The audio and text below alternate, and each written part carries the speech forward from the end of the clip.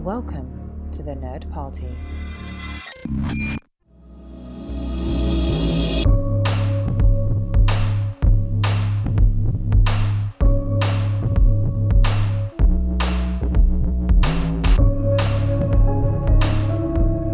Welcome back to Houselights, the podcast franchise that keeps resurrecting itself just long enough to lecture you about toxic fandoms and remind you why legacy sequels make everyone mad and nobody happy. I'm your co-host, Tristan Riddell, and this time, I'm pretty sure the killer is someone complaining about our first episode and how it ruined their childhood. Joining me today is our legacy podcaster who's seen this trend before, knows the rules by heart, and is genuinely tired of explaining them. He's the embodiment of Dewey's grizzled charm, John Mills.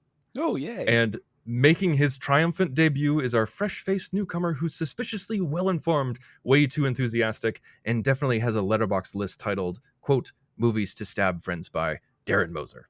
Yes. Tonight we're dissecting 2022's Scream. That's right, 2022's Scream. The film that bravely asks, what if the real Ghostface was just the Reddit comment section? So grab your inhaler, double check your passwords, and remember, it's not a reboot, it's not a sequel, it's a requel. Let's see if legacy really means anything, or if it's all just another remake with better lighting. Better lighting. So here we go. I yes, knew better. I should have deleted that, Letterbox album, but you found me. I am excited to talk about this one because, Darren, you mentioned this last week, 4, was kind of like a soft reboot. And we're like, okay, well, 2022 is the real reboot. But even they denied it in the movie. They're like, no, it's not a reboot. It's a requel, was the rage. Stop trying to make requel happen. It's not a word. It's not a word, but they used it. And so this is your first time watching it for both of you. Is that right? Yes. Correct. Okay. So, Darren, what did you know about this movie before going into it? All I knew after watching 4 was that there was at least 2 more with 1 on the way. So I knew that things were going to keep going. I had assumptions based off of the 11-year jump between 4 and 5 that we really... kind of like they nailed it with, like, you have the legacy characters, but you have to kind of start over with a fresh batch because they're not teenagers anymore. They got kids. They got, all relationship problems. Nobody wants to see that. They want to see the frat parties where everybody gets stabbed because apparently that is the, why not in the same house? Let's figure that out. But so I didn't know very much going into it, but in a way that's not a bad thing. I think, honestly, we've talked about this trend of, renaming sequels with the same name as the original. But I think, honestly, as much as I hate it, I think the best drive of that is accessibility. If someone sees Scream, 5 on a title, they're going to think, oh, well, I haven't watched Scream 1 through 4, so I can't go see that. But if they just see Scream, they're like, oh, okay, I've heard the word Scream. I myself scream for ice cream. So let's go watch that. So I get it. I'm not saying I like it, but So all that to say, I just went in with zero knowledge and boy, there was a lot of stabbing. See, the only flag I'm going to throw on that about the whole naming convention thing, and the thing is, I don't, for me, it's a push. It is. This is, my kids weren't alive and probably, will never watch the original Scream. Like, I'm not one to sort of force my kids to watch a thing. And so it's like, they might never get there. And so, yes, if you're going to have a Scream movie that's so far later that the original audience has kids, the only way you're going to hook the kids is you got to make it seem like it's fresh-ish sort of thing. Additionally, I really blame Star Trek for this, putting us first down this road of being scared to put the number in the sequel, because that was the whole idea behind Generations, was like, oh no, it's new. It's not the 7th Star Trek movie, even though back then everybody was like, guys, come on. Everybody knows it's the 7th Star Trek movie now. I was all right. Come on.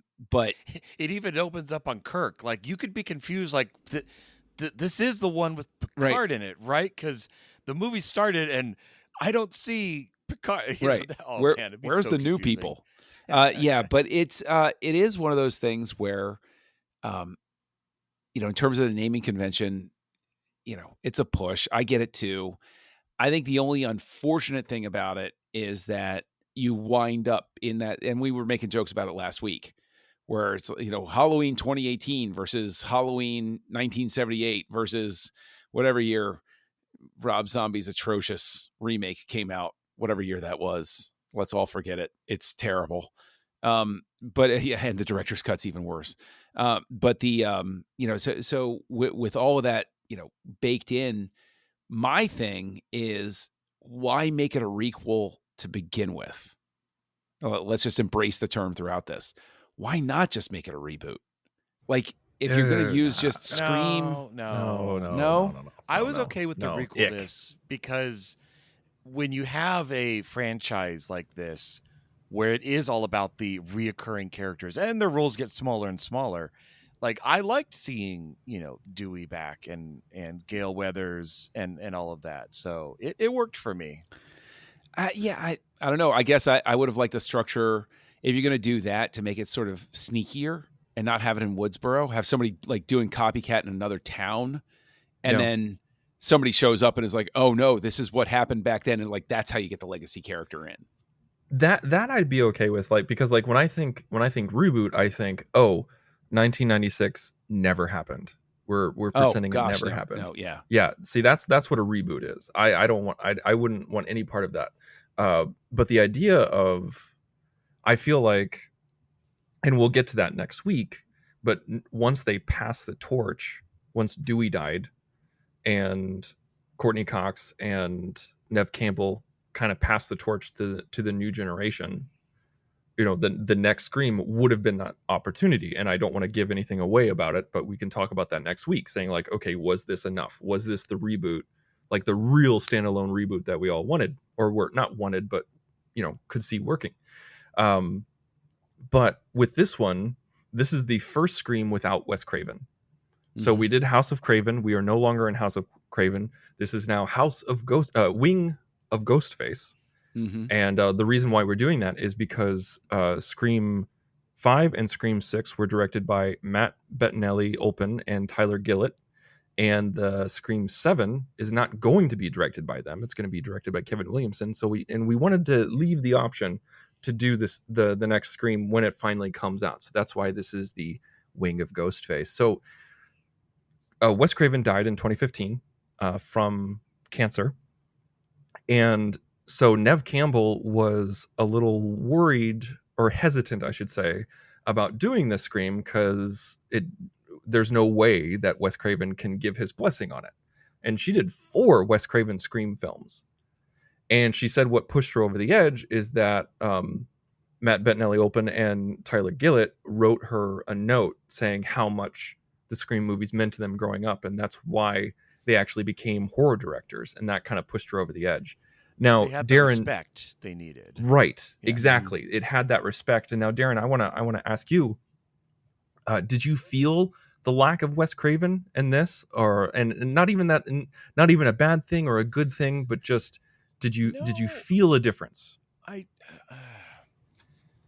Obviously there's a difference. I mean, it's a 2020s film versus a 90s film. Like there's going to be just everything is different, how it's shot, how it's lit.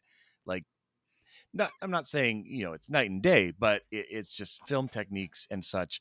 But what I liked about this is, versus something like Scream 3, which had a lot of hiccups as far as like the writing and the tone and the shifting.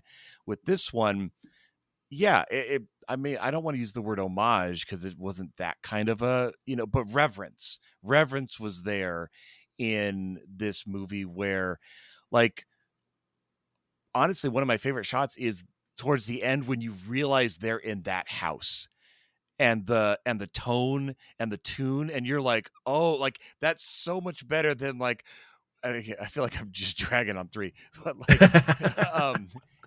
but versus like, oh, look, we built a set and we're going to fight there. It's like, this was way more impactful. Like, I 100% often agree with that you. Kind of a twist.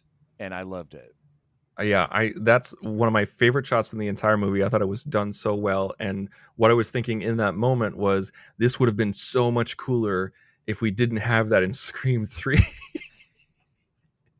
If this was the first time that we went back to Stu Macher's house, whether it was, on a movie she set. didn't go back to it. Yeah. But I get Yeah. what you're saying. Just forget Scream 3. Just forget it. Don't even worry about it. Now, but John, you texted me a confusing message about that moment. You're jumping all the way to the house at the end. Okay.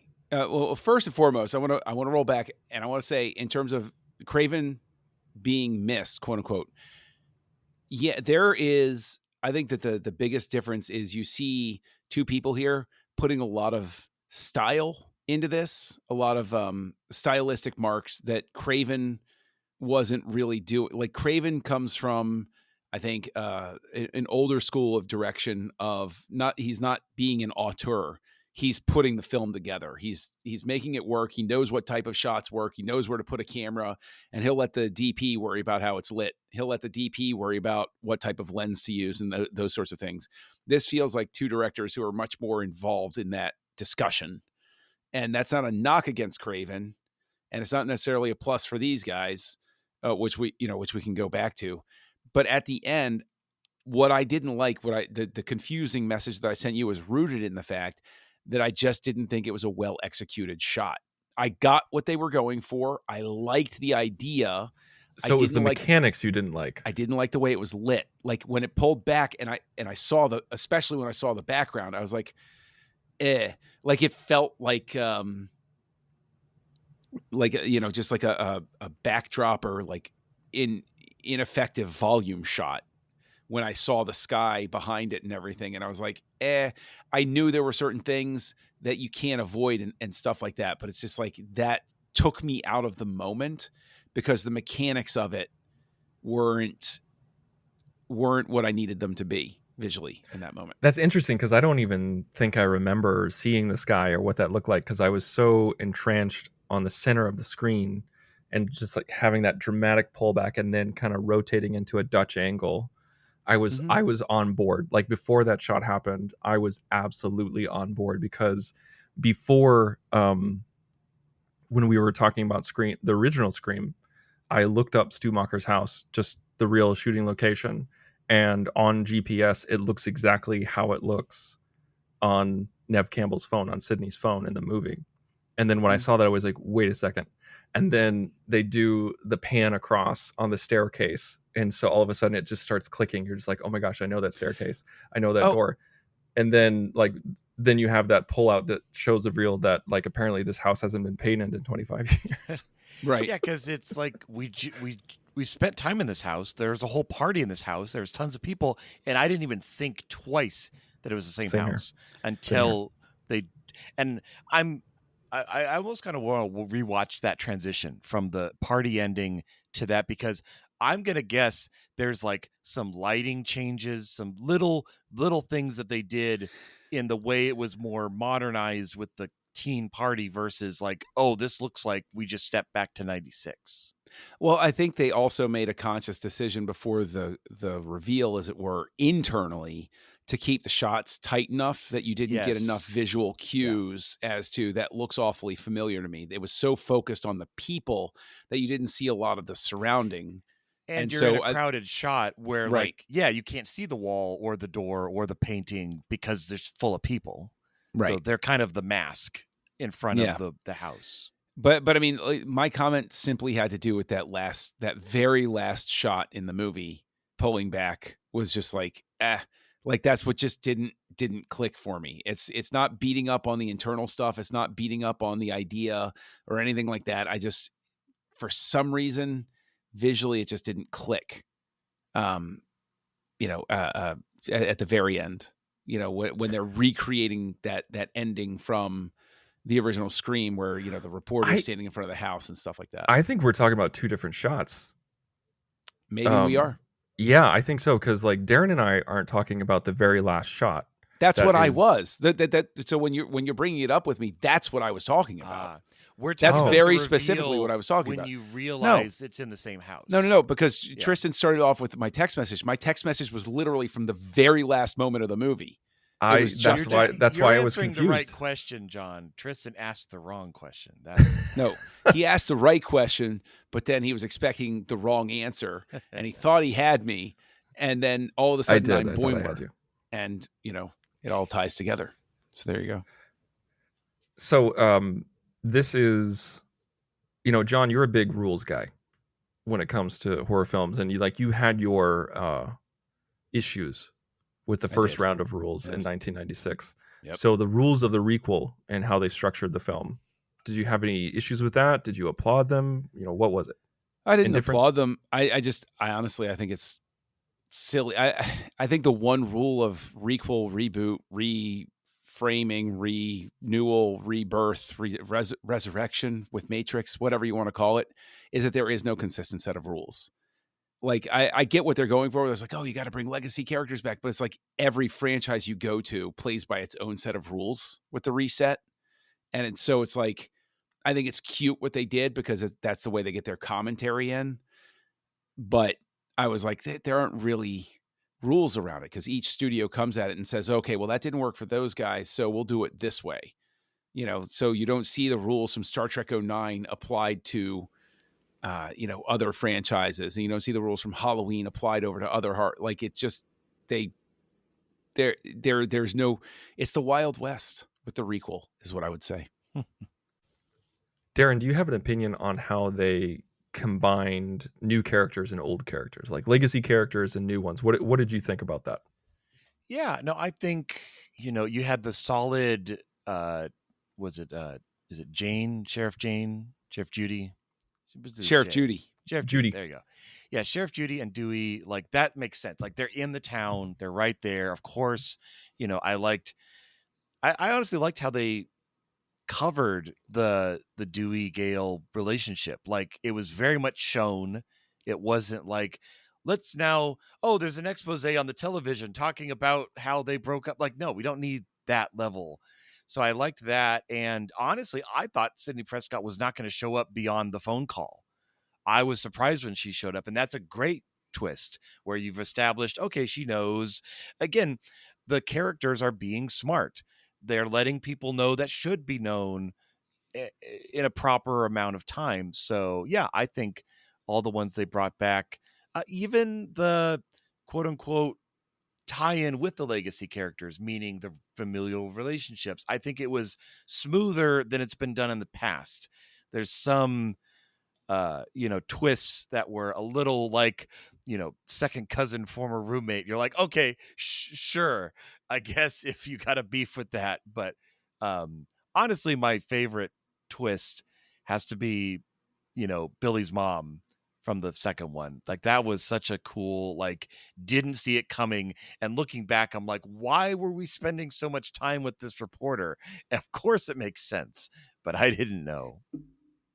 It always sticks with me how Timothy-Olyphant, it's such a big reveal that Craven really hit it home and had Timothy-Olyphant literally scream into the air, Billy's mom. In that scene with the phone call with Sidney Prescott, did everybody else catch her husband's name? No? I don't remember it. What? No, I missed it. It's Mark from the third one, Mark Kincaid. Oh, right. Okay. No, you know what? Now I remember I heard her mention his name, but I didn't make the connection on who that was. For me, the closest it got was that the guy's name from, I don't care. I just, about that sounds about right for you. So that was Patrick Dempsey. That was Patrick Dempsey's character. Yeah, she married the cop that wasn't the killer. That is what was funny is that Neve Campbell had no idea that she was referencing Patrick Dempsey's character until she started doing interviews for this film. See, Right. even Sidney Prescott didn't remember him. So come on, give me a break here. Don't give me crap for that. So what did you guys think of the twins being niece and nephew of Randy? Jamie Kennedy. I mean, in did a it small work? town, Was it necessary? It works. you know, it does this. It works in Scream because this franchise is built on who's related to who. Like, that is a core principle. I think if another franchise started to be like, we're going to start making everyone related, I mean, you're getting into like everyone's a Skywalker and everyone knows each other on the same planet. Like, you know, I give it, maybe that's giving it a pass, but I didn't have a problem with it. I think I like that rationale. they made it I think work. that's pretty good. John, I have a question for you about legacy and new character integration. One of the, I should say, boldest ways, or that could be conceived as cumbersome ways, was Billy Loomis as a psychotic break in the new main character, Sam Carpenter. What did you think about that device? The device is familiar as a horror fan because I mean, my initial reaction was when she woke up from the nightmare right after we saw Ghostface kill somebody. My fear as a longtime horror fan was, oh no, please God, no, not psychic powers. Don't bring this in. Please don't do this to me. Oh, I wasn't even Like- thinking psychic powers. I thought you were going to say something like, oh, she doesn't even know she's the killer. No, I dismissed that one pretty quick. There was a fleeting moment, but if you've been through slasher movies, psychic powers inevitably get into it at some point. And I was just like, please don't do this to me. Don't, forget Jason 10. I'm talking about like the psychic powers thing comes in. And forget Jason 10. Nightmare on Elm Street. It comes in the sequels. Comes in Jason. It comes in it actually comes in Halloween. Like in the late 80s, everybody had psychic powers in these horror movies, and so that was my big fear with that character. With the way that they did it, I liked it. The only downside to it was in my brain saying to myself, did she have a relationship with her dad? Because obviously she couldn't. And so it's like, how would she know what he looks like and talk? Like that sort of like talking to the person behind you thing, the way Elvis is talking to Clarence in True Romance, it either works or it doesn't. And I just thought it didn't work particularly well because there was no relationship for her to draw from. And that's sort of where that's the hurdle for me in that moment.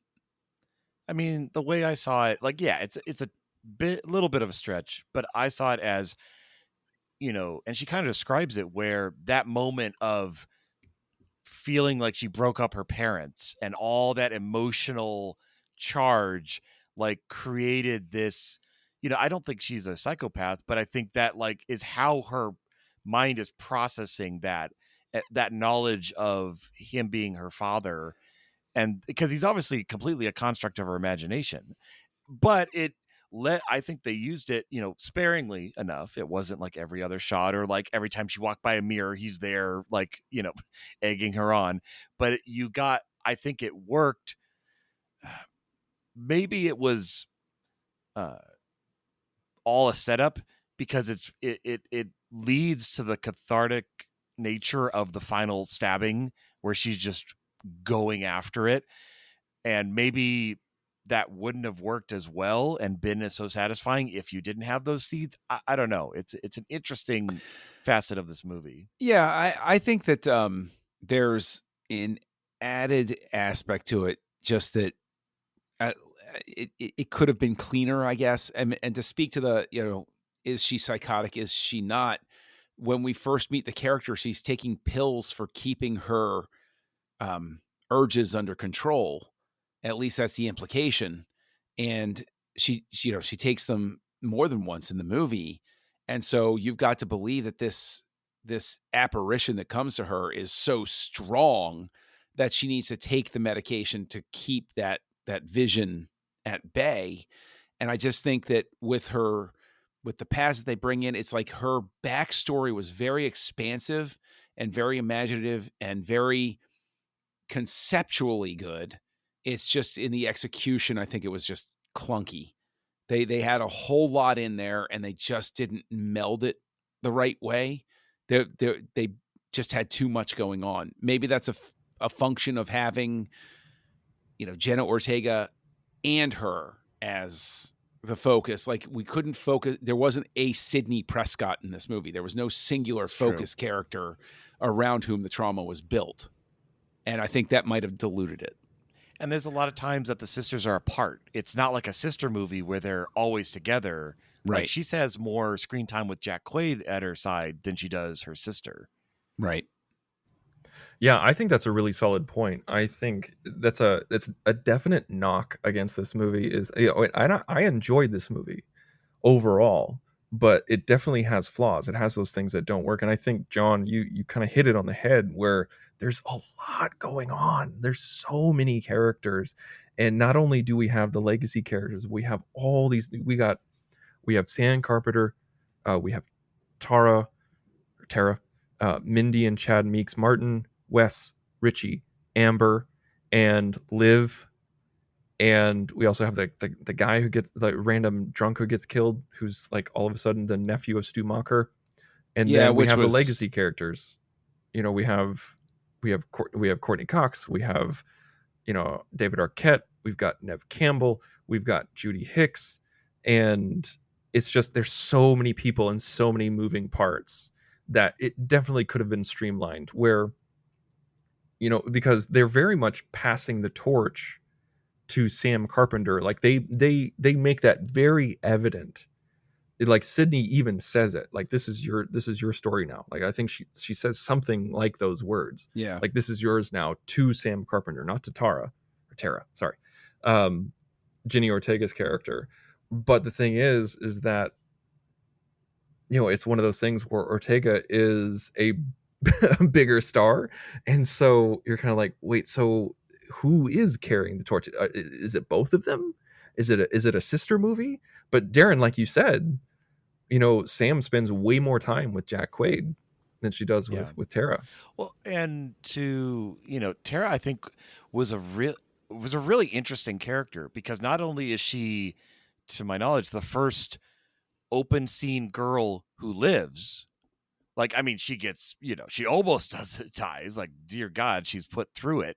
But because usually, like, the first girl, you know, they are dead. They are gone. They are the chiming of the bell that Ghostface is back, and that's all they're there for. So that was an not a twist, but an interesting development of the plot of, like, this person we're seeing in this opening shot. Oh, they're actually a main character. They're not just gone after page 5. Well, I think it wasn't the opening person, the Roberts, whatever, Emma Roberts in 4. Didn't she survive, or who was the opening person? Oh wait, no, it wasn't. No, that was later on. Yeah. The opening scene was like that meta where like they're watching people die, and then it ends with the girl getting killed in the garage. Yeah, you're right. I got confused there. Yes, you did. But yeah, I like that, and having the sisters, you could also, you're approaching it from two ways. You have the protective sister that is, again, kind of the main character, and you have the one that's kind of going through all of it. And I mean, like, when she's trying to get away with it from him in the wheelchair, I'm just like, oh dear God, like, this poor person has been through so much. Well, and this goes all the way back to Halloween 2, a very well-regarded sequel in slasher history that really gets its esteem from the fact that the ending is really great. And according to certain reports, that's because Carpenter stepped in and was like, I got to save a movie. Like, there was a consistent thing. And I think, Tristan, you said something about in a previous one where it's like, oh, maybe they'll understand how whatever scenario, whatever building or structure it was actually works. Yeah. It was the recording studio. Yeah. The soundproof booth or whatever like that. Well, but we also talked about hospitals too. Like, yeah. And in this one, hospitals are generally pretty well staffed. I mean, they're not necessarily teeming with people. They said the word private wing, which obviously means they did. 0 people established. To be fair, no, I'm not going to be fair with using movie logic, they at least prefaced it by saying, we're going to move you to a private floor. Which we all knew was a terrible idea. But... No, see, okay. Okay, fine. I'll step away from that one, even though I'm right. Because the larger point, when you talk about the slow motion wheelchair chase, and the thing is, this goes back to even, you could say 4, right, at the end. Stitches, like wounds, it's a lot harder to move around than you there's think. no way she'd be moving or touching anything with those stab And wounds I understand at it's a movie. all. I understand there's movie logic and everything, but you can also, pull back a little bit and find creative ways not to have it be. Even after Jack what it McQuaid is is shot and he's like walking on it, I'm like, no, I'm No. sorry. I mean, again, I get it. The problem with this, you guys are 100% right, but I felt like they garnered goodwill at the beginning and then slowly lost it the further we went on in the movie, because I think that's fair. Like with the knowledge that it is a movie, like this is a movie, the idea of her going in the wheelchair, I actually thought they did a really good job of showing how much pain she was going through.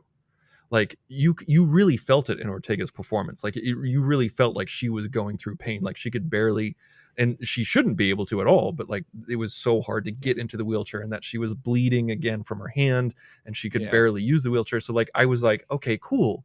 Like you're actually showing, and it's a struggle, because this woman was stabbed like 7 times. But then the second time she's attacked, it's not that big of a deal, and they just like wheel her out and she's doing okay. And then to the point where she's like using crutches and like going to a party and to get her spare inhaler, and I'm like, hours. What happened? What happened a couple hours ago? Like when you were screaming in pain, all of a sudden it's just gone. But see, if you guys are going to use a get out of jail free card, she says something about better painkillers or something like that. So there you go. She's just better painkillers. Actually, right? That works. That brings up a question I kind of had. Is there like a little time jump in the middle of this movie? Because Dewey is killed and Sydney shows up like minutes later, an hour, and she's like, as soon as I heard, I came. I assume she does not live anywhere remotely near this town. Well, I think she flew overnight is the impression that I got, because Dewey was killed at night and then we see them again in the morning. Got it. Right. So I just assumed that she took a red eye. I want to come to the Dewey there's thing a little bit of extra hours kind of in there that you're not wrong. Fudged you're a not little. wrong. I want to. But John, what were you going to say about Dewey? I want to come to the Dewey thing. I want to know. Okay, so they kill our beloved Dewey, who's been the fun, sweethearted soul of the franchise. Hey, I thought he died in the first one, so And then again, the second one. Yeah, those of us with hearts knew Dewey. He was close to us, but effective death, too much. Should they have killed Dewey? Should they have kept Dewey? I am for it. I love Dewey. I love him very much. And I thought he was very good in this movie. He felt like the only legacy character that needed to be there. He felt like the only legacy character that really fit into the story. Nev Campbell and Courtney Cox really felt like add-ons. They're just like, oh, we have these people, so let's figure out a way to use them. With Dewey, it felt like, oh, let's go to somebody who's been through this before, who lives in town. And so they found Dewey, and there was just a lot that I liked, just the way that he, like he lamented his divorce, but he still, cares about her. And then we see Tatum's ashes, near his TV. And I'm just like, oh my God. And like, I actually noticed that for the first time watching in preparation for this podcast. And then like that moment when he's talking to Wes and he's like, maybe you are the killer, because that cut deep. Yeah, I lost it. It was so freaking funny. No, and that's but like him dying at the end, franchise humor. Yeah, I mean that's the thing, is that like him dying at the end really needed to show you that we're going in a direction. Like we're passing the torch. We're bringing in new characters. Yeah, like there was no way he was coming back from that. Somebody needed to die. Either it was going to be Gale or it was going to be Dewey. And Dewey would feel worse than Gale, because if Gale died, Judy die, but that's true. Kind of tangential. Like she's not the main cast. If Gale died, it would becomes a story about Dewey's depression and revenge to try to kill right. Ghostface. But with Dewey dying, Gale is. I mean, you can see Gale moving on. But with Dewey, with Gale dying, I can't see Dewey moving on. So that's kind of why I felt like it kind of worked. Yeah, I mean, I went back and forth after I watched it because I don't like quote unquote like Dewey dying because I like the character enough, and I think he's such a vibrant side character. I mean, he's not a side character per se, but like he's such a vibrant character for the series. He is a well executed comic foil for the really heavy stuff that's going on. And I think that when you subtract Dewey, maybe what I'm reacting to is I don't see who could slot into his presence. Because if you're going to have rules about a reboot, requel, reimagining, go all the way back actually to a sequel. And Harrison Ford hasn't promised to come back for the third one. So you have Lando in his clothes at the end of The Empire Strikes Back because it's like, it's okay. It's okay. We got somebody that can slide right into this role, guys. It's okay. And I don't get that sense with Dewey's death. I don't get a sense of we have a continuity plan. Maybe that's part of what I'm reacting to. I don't know. I'm sort of like just playing with it in my head now. Yeah, I hadn't thought of that, but they kind of needed a young up and coming police officer that also was like heavily involved in the events of this movie or something. Like, there was no Dewey surrogate. It was just kind of more like Sydney surrogates. But we'll see the next one. Maybe we'll get the plucky comic relief next time. Who knows? They'll be in New York, just like Jason Takes Manhattan, right? So there you go. Okay, so all right. Speaking of Dewey's death, we find out that the two killers, because it's always better when they're two, is Jack Quaid, as in Richie, the boyfriend of Sam Carpenter, and Mikey Madison, also known as Amber, the best friend of Tara. So that's one thing, like watching this again, knowing who the killers are, and knowing that the person who killed Dewey is not Jack Quaid, but is instead Mikey Madison, who is 5'3" and probably 100 pounds. Soaking wet. Who just took a couple rounds to her bulletproof vest in the chest. Right. Also and like threw Dewey to the ground and overpowered him and then sliced him up simultaneously with two knives. Yes. Okay. I mean, Ghostface makes sense. Makes perfect sense. It's so interesting because Ghostface, I mean, he is his own character, really. Like, I know there's people who play him, obviously, but there's something like he's a terrible fighter. Like, every single time he tries to stab someone, like a simple punch to anywhere, and he goes flying.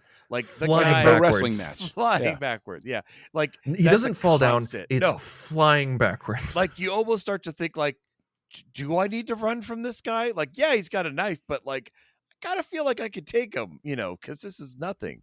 So yeah, I mean, you're just thinking too hard, Tristan. You're not wrong. The only thing that works about the Mikey Madison thing for me is that they had the beauty, and it's the beautiful callback to Once Upon a Time in Hollywood. And I see her catch fire and I'm like, okay, I started my guffaw laughter, like my belly laughter that rings out across the neighborhood. As soon as I saw the stove go on, I went, oh, you're not going to really do this, are you? And then when she caught on fire, I was like, thank you. Like I was laughing so hard because to do a Tarantino reference like that to what is arguably his greatest film to this point, like, yay. And it's the character. Well done, guys. Well done. And it makes me wonder, it Yeah. makes me wonder if Madison like turned to the directors after she read the script going, really? Really? Yeah. Or if they brainstormed it on set.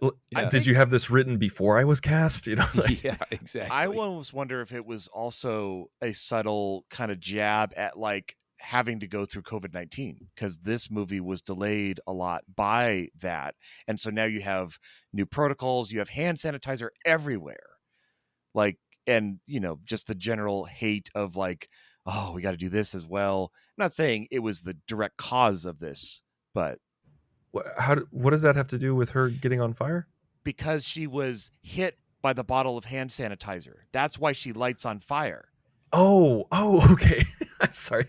I missed. I missed that connection. I didn't even. I didn't even It's a combo. register that. You're doing the reference to the flame, which totally makes sense, but she gets nailed in the head with the bottled hand sanitizer, and she goes, hand sanitizer? And that's what literally catches is the incendiary device that burns I hadn't her. even it didn't even register with me, because as soon as I saw the stove go on, I was like, all right, countdown begins. Countdown begins. Okay, Darren, I see what you're saying. I think that totally could be it, because like this movie was delayed stove. because of COVID. Yeah.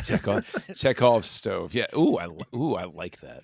Yeah. Apparently, like this was delayed because of COVID, and Gina Ortega was 17 when she filmed the first part of the opening scene, and then she wasn't able to film the second part of the opening scene until after the COVID restrictions.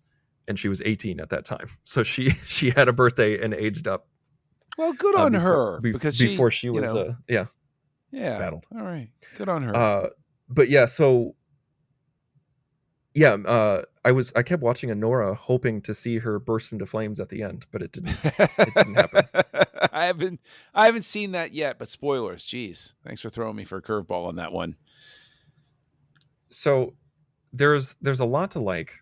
And there's a lot of reverence, as Darren said, to the previous one. One thing that I want to talk about is, like, I don't clutch my pearls at swearing that much, but for some reason, the swearing in this movie felt like a lot. I was like, this feels like a lot of swearing. And I actually looked it up, and it has more than double the swearing from 1996. Did that leave an impression on either of you, or am I the only one?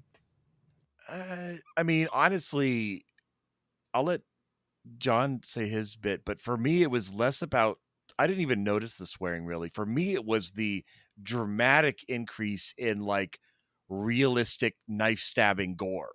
Like it was on a whole nother level in this. I'm not saying it's bad. I'm just saying like they upped their game in the way you are killed with a knife by far. There were some very well done practical effect sorts of things that I don't know if I were a stunt coordinator, if I would have signed off on a couple of them, because they're very, very tricky sorts of things to pull off. And it's specifically the stab through the neck. Well, that was all CGI. That was CG?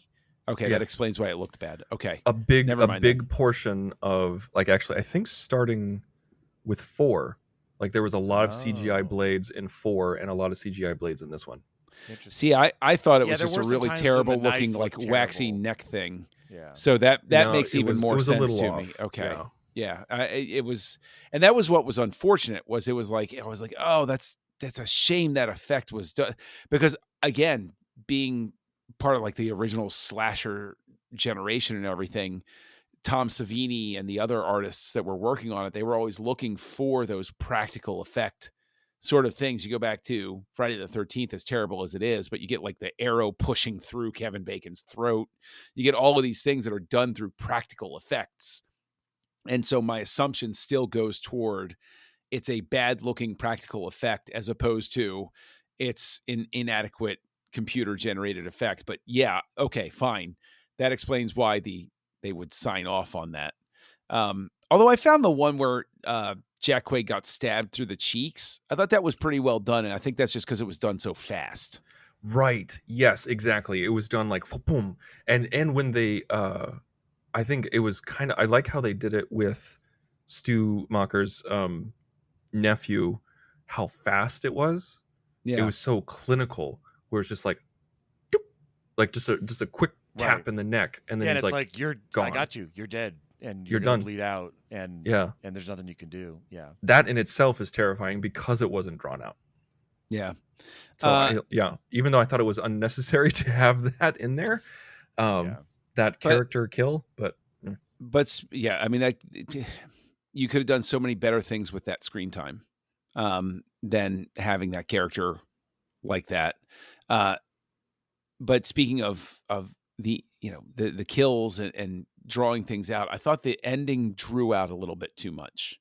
I thought that there was a whole lot going on inside the house. I'm not going to try to rewrite anything, but I thought that it just had so much going on that it felt like something that could have been trimmed down, that they could have found a way to make it more focused. because it was popping around. I'll give them credit because they didn't linger enough anywhere where I started really getting annoyed with it. But they did move around so much that it became disorienting at times in terms of, wait, okay, how did this person travel this distance in that amount of time? And it sort of just bounced around a bit too much. It was just too frenetic at points during the ending, during the big final fight with everybody. See, I want to watch the end fight again, like end of the party on, because I think you're right, John. I think they used a little bit of a crutch of the fact that it's the same house and the same kitchen and the same like living room and all of that, that they're like, once we've established it's the same place, we don't have to explain as much on where everything is because the viewer already knows that from Scream. And not that you're guaranteed knowing everyone knows that, but it's starting to mesh with like, we're also homaging, like they have to be in the kitchen because that's where the final, standoff was in the first movie. So it's in a way a crutch and a handicap, not saying it fell apart, but that felt like that's kind of an aspect of it to me.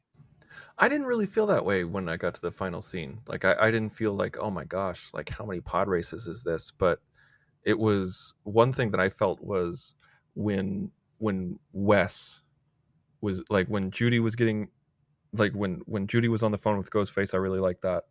But then when we just were following Wes around the house and we kept having those fake out jump scares, and then we're like gonna zoom in enough to not see what's behind the door, and then he's gonna be behind the door, and they did it like way too many times. They did it like 3 times in a row, and then like there was a time when we literally watched him start and finish setting the table, and like I turned to my wife and I'm like, is this what we're doing?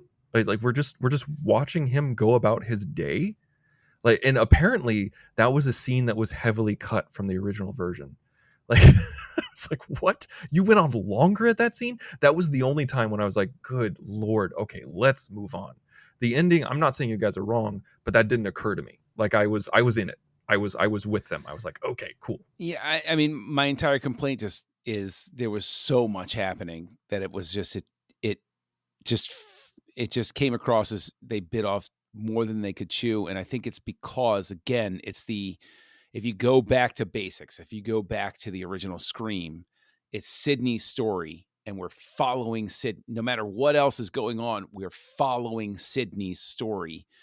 And I think there's just this ensemble split that happens at the end.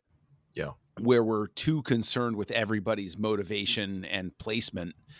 And I think that an additional thing is the introduction of Gale and Sidney at the end doesn't raise the stakes so much as complicate everything. And yeah, I was just about to say, like, if Gale and Sidney didn't show up at the end, it would have been a much smoother ending and way less convoluted. Too many chess pieces on the board. Yeah.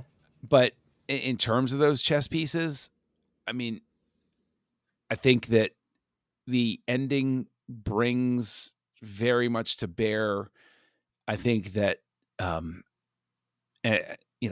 I'm not issuing any sort of like talent judgment or anything like that, but I think that Melissa Barrera as that main character lacks the charisma that Neve Campbell genuinely has when she's on screen. And so if you're going to vest the entire story in an actress, I have to be instinctively rooting for her and not apathetic. Like, if anything, unfortunately, it, for me, came across as Jack Quaid upstages her in her big moments at the end. And that sucks because I felt bad for her in the sense that I'm watching it go down and I'm like, I'm very, this is a terrible word to use because he's a killer and everything, but I'm delighted by what's going on with Jack Quaid. Jack Quaid is an incredible talent. You're really up against it if Jack Quaid's on screen with you. He's just that good. I think he's that effortless, and he has a presence that's hard to just naturally bottle. in it. And I don't think that she was up to the task of going toe to toe with him in terms of that on-screen charisma. I think you laid it out very nicely. You laid it out nicer than what I was going to say. I'm sorry, but I do not think she has the chops to lead a Scream franchise or a Scream film. I think you nailed it on the head where they're like, compared to Jack Quaid, there's a huge deficit. And also there is an ocean between Neve Campbell and Melissa Barrera in terms of charisma and likability and wanting to root for her, because she gives such a flat performance in this film compared to everybody else, because everybody else is doing like honestly, like from the twins to Jenna Ortega to Jack Quaid to the legacy characters of Arquette, Campbell, and Cox. I mean, they're all bringing their A game. Yeah. Like they're doing really well. Like the twins, I'm really invested in the twins. I'm just like, cool. And like when they survived at the end, I got super excited. I was like, cool. I wanted to see them again. Great. But I just don't think Melissa Barrera has it. It's just not there. Darren, where do you fall?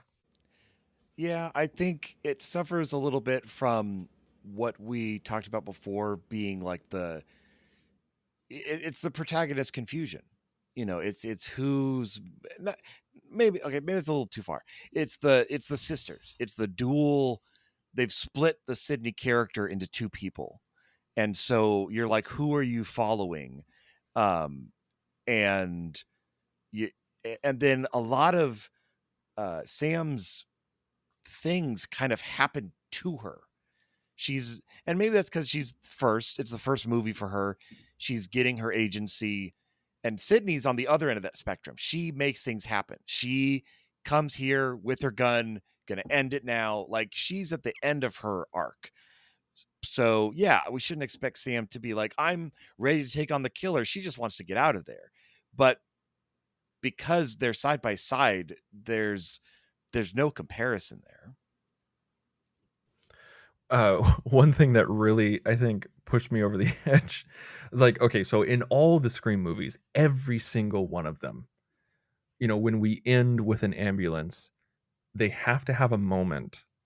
They can't have everybody talking at the hospital because they want to end on the final location. And so they have everybody try to have an ambulance conversation, and then they're sitting in the ambulance. They got their blankets so that they don't go into shock, and then drive off on the ambulance. This movie was the most egregious out of every single Scream film of ignoring life-threatening injuries in order to have a conversation. Well, those Yes. weren't real ambulances. I clearly saw the decal sticker on the back of the ambulance that said, like, Woodrow, like, city county, and I was like, you're not going to at least emboss it on the back. It's going to look like we just rented this for the production and just stuck the sticker on. Like a magnetic thing. Like they just slapped the magnetic but thing. you're absolutely right. Like I'm like, I'm sorry, but was it Chad? No, dude, you're dead. Like there's too much time has passed. I don't believe like it. They got a main vein in his thigh. They got an artery. And on top, but even regardless of that, like you have Sydney, who was stabbed, I think, for the first time in the franchise. Yes. She was stabbed and twist. No, Sid was stabbed in 4. She was stabbed in the gut in 4, wasn't she? You're right. Because she was in the hospital. You are right. You are right. So so Sydney was stabbed. But Gail gets shot in the kidney. Yeah. Yeah, and she's shot. Like she's shot. Grazed. That's not a graze on the shoulder. Like, shrug it off. No, you just had a major organ exploded in your body. And both of them are wrapped up over their clothes, just sipping hot cocoa. Sitting at the edge of the ambulance, like wondering what's going to happen next. Like, no, there should be triage happening. Yes. Yes, there should. One thing the Scream movies do not well is the triage after. Like it's and I think Melissa Barrera's character, part of the story. it kind of has, but like this was, like I said, the most egregious example. But before we go out, before we kind of round third, how do you feel about this movie. Like, would you recommend this to a new viewer, or would you say no, you got to watch the originals first? It's a good question. Having just gone through the majority of the Scream movies for the first time, it's a hard take, because I guess it depends on the person, because it's like, do I feel like this is the kind of person that if I give them homework of starting from the beginning, they're not going to get through it, and maybe this is the hook to get them like, okay, I enjoyed this, and I can go back now and watch the quote unquote prequels, leading up to this. That's a terrible thing to say about the Scream one, but how dare you? I don't see that as necessarily a bad thing. I think if it gets someone interested in the franchise, if this was their entry point, I'll look at it this way. If this was the 2009 Star Trek, and they didn't start with the motion picture, that's the same question. Do you start them with the motion picture and watch all the way through? Or if this is their entry point and they like it, yeah, there's a ton of great movies back there. Go check it out. That's probably the approach I would take.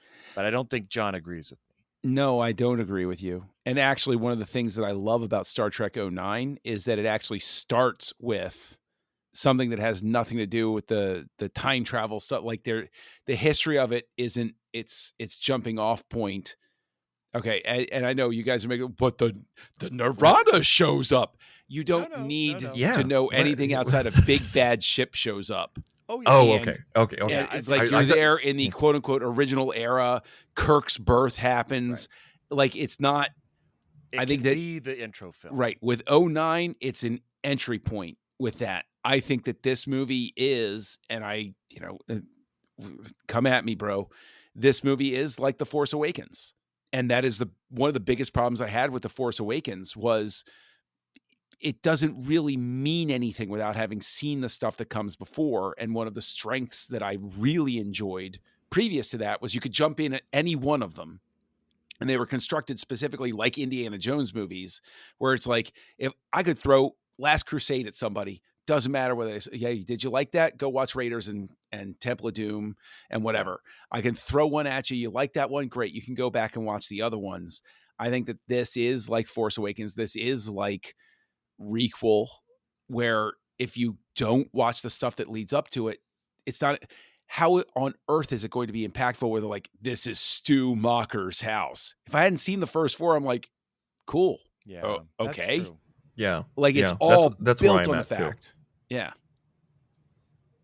Yeah. I'm with you on that one, where I'm just kind of like, I almost feel like you could watch Scream 1, Scream 2, and then this.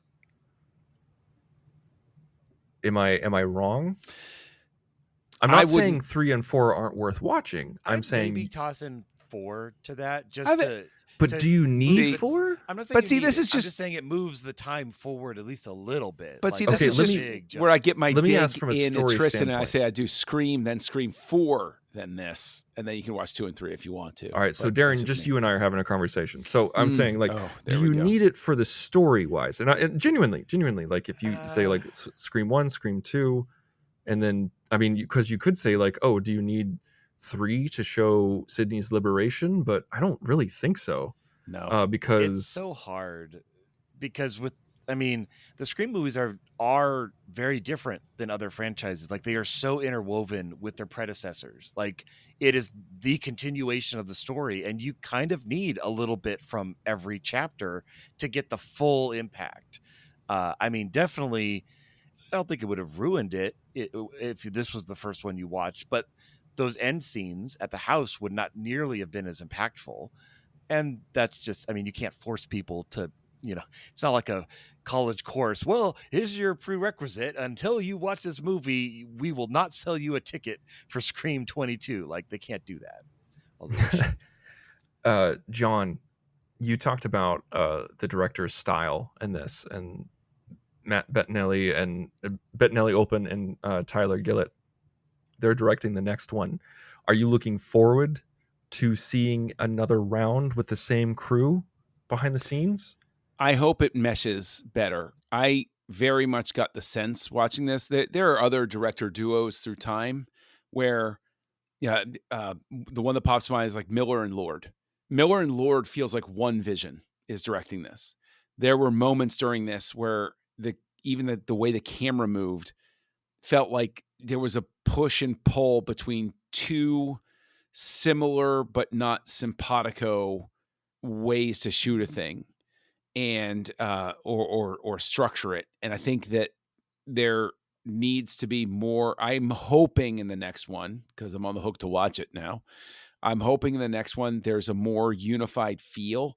Like there was a weird thing, maybe I'm just imagining or whatever, where sometimes it would like switch to this more handheld feel, and then other times it would go to more locked off feel, and then it just came across me like, again, two similar mindsets, but not one singular vision in terms of the way that it came together. Yeah, I mean, I tried to look up, and unless I watched a documentary on this movie, I kind of wondering, like, how do two directors direct a movie like this? Do they divvy up the scenes? Is one more of a, coaching the actors on their motivation and their acting? Is another one almost kind of more semi-producer where they're making sure it's all happening? I don't know. I don't know how duo directors divvy up the take, but it worked. I don't think it suffered from that. And to answer the question you posed to John, I'm looking forward to the next one. I think this was a good starting point, and I think there's enough intrigue in as long as Jenna Ortega's back, I'm in. I think she was the strongest piece of this movie as far as the new cast. Darren, how many stabs to the hand are you giving this film? No, this was a really enjoyable romp. I loved just so many little things. I loved Sydney shooting the doors first and then opening them. I mean, not the smartest idea, but in your situation, not unpractical either. And I love how that she announced it too. She's like, whether you're him or not, you have this many this many seconds to come out and reveal yourself. And then I think I missed it for a moment when Billy was showing where the knife was. For some reason, like, I'm sure we saw it drop in an earlier shot, but for some reason my mind was like, is that a knife that Billy left there back in 1996? And he's like telling Sam, I left a knife there. Grab it in this key moment and enact your revenge, which is preposterous. These new owners are the worst housekeepers ever. I mean, obviously that's not the case, and it would be preposterous. But for a moment, I thought, I'm like, that'd be actually really hilarious if she saw like a check the floorboards. Sheesh. But I'm giving this a solid 4. I think it did exactly what it needed to do. I really enjoyed it. I love the killings were really different and new and fresh. I think they brought something to it besides, and in a way, honestly, it's probably better that it's new directors with the reverence, by having people that can look outside in and pull the best of what came before. When it gels and works right, I think it gives something new and interesting. So whereas if the old director returns again, are you going to get something new? Are you going to break the mold? You're not as much, because you're just keeping the wheel turning. So I'm looking forward to Scream 6. I don't like the Roman numerals, but besides that, I think I'm going to give it a solid 4, which for me is ranking on what I gave Scream. So I can't say much more than that. John, how many Mikey Madisons does it take to take you down? Well, I guess I rate this movie 150,000. It's tough because there are things I like about this movie. I think David Arquette's wonderful. I think he's such an underrated performer, at least in this role. Like I'm not familiar with like his whole body of work. I thought 8-Legged Freaks was cute and funny, but Dewey really was the heart of the franchise for me. Like, because he was that innocent, loving character that never lost that bit of innocence and love that we all wish we sort of like held on to through life and everything. He was the idealist. He just kept plodding along and he wouldn't let the world take that from him. But ultimately the movie, I think, has a lot of issues coming together. And I think that while there are parts that I enjoyed, if I were doing a series rewatch at this point, I'm still coming to a stop at 4. I'm probably watching 1, 2, 4. And 2 is just because I don't love it, but it just has enough momentum behind it that I'm like, yeah, it's okay. So this winds up with a 2 for me. Whoa. Yeah. I knew it was going to be lower. I didn't know it was going to be that low. I don't know if I'm just in a cranky mood, like but 3 equal. yeah, there was I don't know if I'm in a cranky mood or something, but like just the fact that my lead doesn't have the necessary charisma to unseat the killer. Like I don't know. It just enough took me out of it. So yeah, it's a 2. Well, with me, and actually it's like kind of piggyback on what you said. Like I really do believe that these directors and these writers wrote this and made this movie from a place of love, from a place of reverence, because and that Dewey send off I felt was perfect because we have Sam, screaming at him like, who gives a damn? And right before the door shut, he says very innocently, I do. And those are the last words he says. That's his last sentiment of Dewey right before he dies. And I think that's a perfect encapsulation of the character. He cares. That's what he does. He's there to help people. So with me, I give it 3 stars. So I'm actually right in the middle of you guys. I really like this movie. Like this is a good 3 to me. Like on Letterboxd, it's a 3 and a heart. Like I really enjoy this movie. I think it has some really great can't energy. Add hearts, Tristan. I'll leave it at half stars, but I'm drawing the line. This far, no further. Sheesh. Sorry. But yes, that's me. That's where I'm at. Like I think this movie has a lot of great energy, has a lot of great characters, but it also has some not so great characters and some people that really make you eye roll and just like that don't give the performances that are needed, and it's very convoluted and tacked on legacy characters. And so I just feel like there's a lot that doesn't work, but yet it's still an enjoyable movie for me. So like I wanted to give it like 3.5, or I wanted to give it 4 just out of enjoyment, but out of pure movie making, I feel like the script needed to be pared down a little bit. And so that's what brings it down to a 3 for me. But this is a loving 3. So Darren, I don't think there's any mystery as to what we're doing next week.